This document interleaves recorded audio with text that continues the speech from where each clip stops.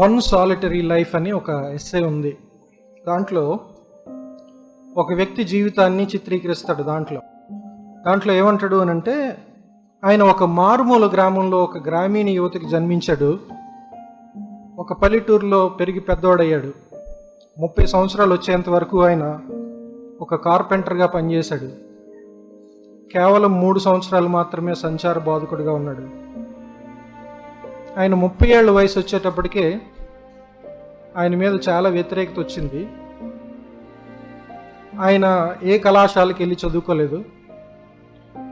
ఆయనకి 200 మైళ్ళ దూరంలో ఉన్న ఏ సిటీలోనూ ఆయన కాలు మోపలేదు.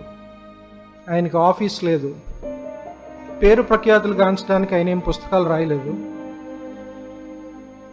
ఆయనకు ఉన్న ఒకే ఒక అర్హత ఏంటి అని అంటే, ఆయన వ్యక్తిత్వం ఒకటే. ఆయనకు శత్రువులు పెరిగారు.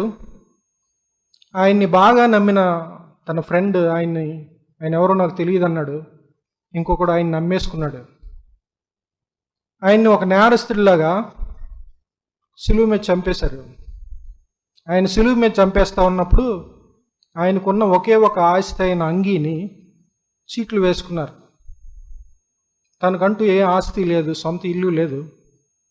ఆయన్ని పాతి పెట్టడానికి కూడా సమాధి లేదు. ఒక ఫ్రెండ్ దానం చేయడం ద్వారా ఒక అరువు సమాధిలో ఆయన్ని పాతి పెట్టారు. ఆయన చనిపోయాడు. ఇది ఆయన బ్యాక్గ్రౌండ్, ఇది ఆయన నేపథ్యం.